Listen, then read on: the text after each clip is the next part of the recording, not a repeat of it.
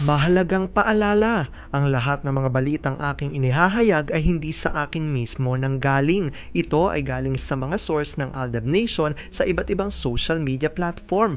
Ako ay tagapaghatid lamang at nagbibigay ng komento. Magandang araw mga Aldab Nation! May panibago na naman po akong update para sa inyong lahat. Pero bago natin ito umpisahan, ay huwag niyo munang kalimutan na mag-subscribe sa aking YouTube channel at i-click mo na rin ang katabing bell button para maging updated ka sa mga latest videos na i-upload ko. At kapag umabot na ng 100,000 subscribers ang aking channel, ay may sorpresa ako para sa inyong lahat.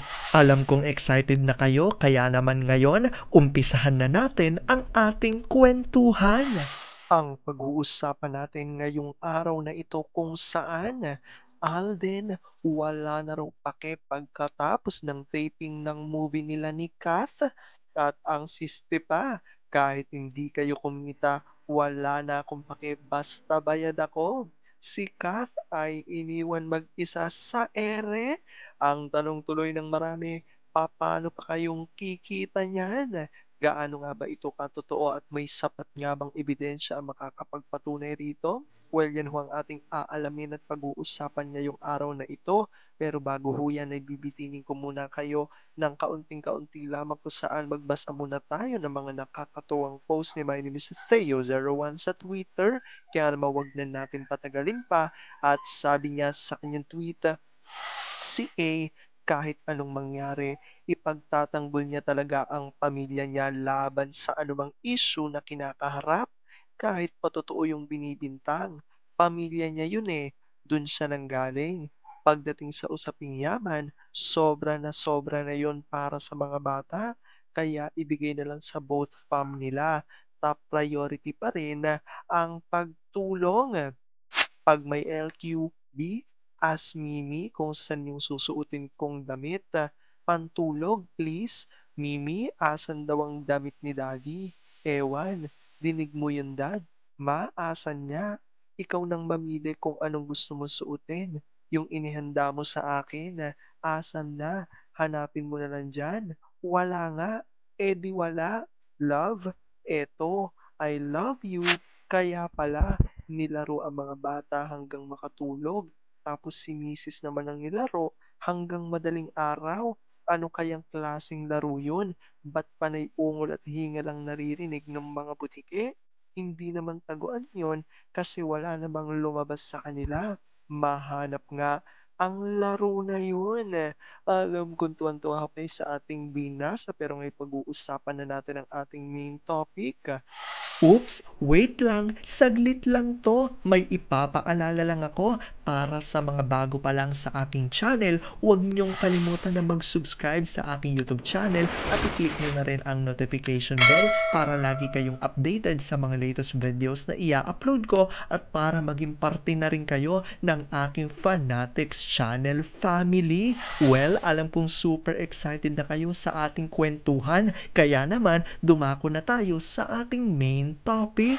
Gaano nga ba katotoo na si Alden ay wala na raw pake pagkatapos ng taping ng movie nila ni Kath?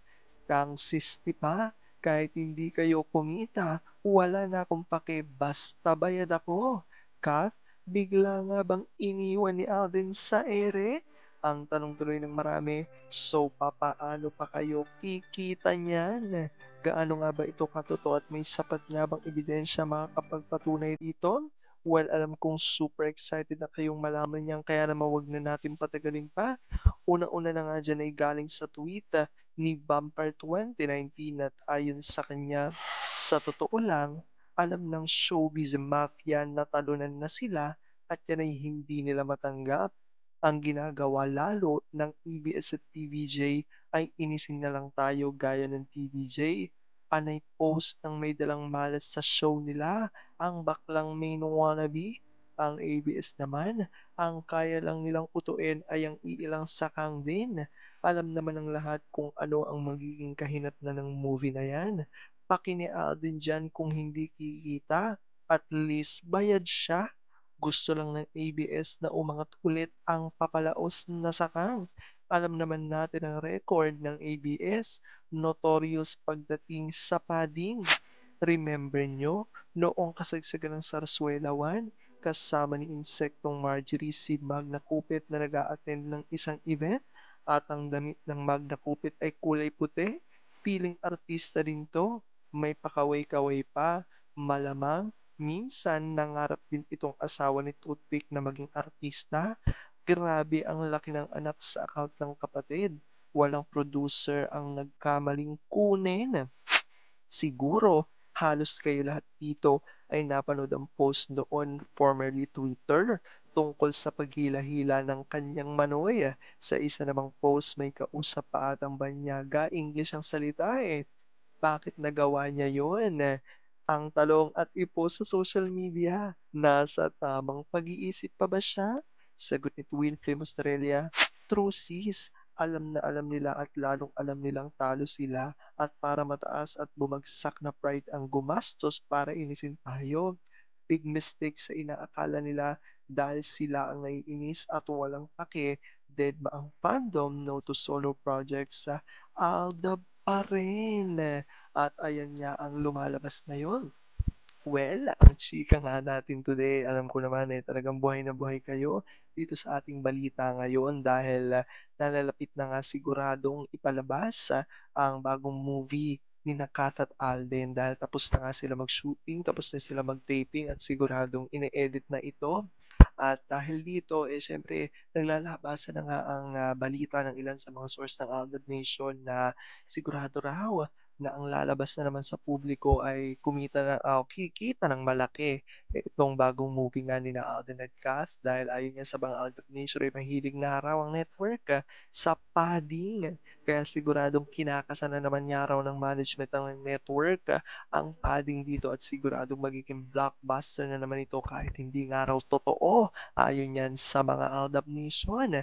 Pero ngayon niya ikapapasok na balita Nastela ang ngayon nga raw kaya parang walang masyadong pagpo-promote na ginagawa si Alden dito sa movie.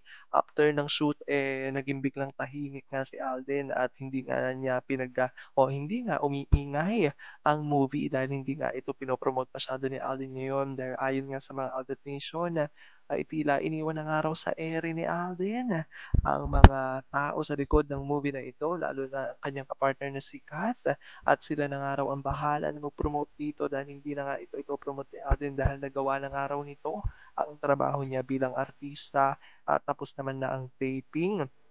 Kaya yun daw ang dahilan kung ba't tahimik nga ngayon si Alden at hindi nga pinopromote ang movie na ito. Ayon yan sa mga Aldab Nation, kaya naman maraming ADN na ang natutuwa at ang sisi pa nga ng ilan sa Aldab Nation, baka wala na raw pati si Alden dahil bayad naman na siya. Diba? Dito nga sa movie na ito, kaya bakit pa niya kailangan pakialamin at sila na ang bahala na gumawa ng paraan paano ma-promote ang movie na ito. Kaya naman sabi nila, iniwan nga daw ni Alden sa ere si Kata sa oras na ito. Kaya naman ang tanong ng marami, paano na kayong kikita niyan? Parang wala na nga raw gana si Alden na i-promote ito dahil si Alden nga raw ay busy-busy na kasama ang kanyang di umano'y pamilya at masayang-masayang nagbabanding kasama nga raw ang Machard family. Alam ko dahil dito marami sa inyo mas lalo ngayong kumakapit at naninindigan na Alden Machard is real pero sabi nga natin na kahit ano pa man ang maging desisyon ni na Alden at Maine sa kanilang buhay karera at buhay pag-ibig, kailangan natin sila supportan, kailangan natin itong tanggapin ng buong buo dahil yon ang kanilang deserve. At yan ang aking update for today's video. Maraming salamat sa panonood at pagtapos sa videong ito. Kung nakapag-subscribe ka na, welcome sa Fanatics Channel family. Kung hindi pa naman, huwag ka nang mahiya. Mag-subscribe ka na. Pindutin mo na yan. I-click mo na rin ang katabing bell button para makatanggap ka ng notification kapag may bagong update para sa iyo. Para naman sa parte na ng aking pamilya, punta lang sa aking channel at i-click ang videos para mapanood mo at malaman mo pa ang mga nakaka-good vibes at nakakakilig na fresh news about Maychard. Muli, ako ho ang inyong lingkod na patuloy na maghahatid ng good vibes every day. Thank you mga Aldab Nation. Ingat!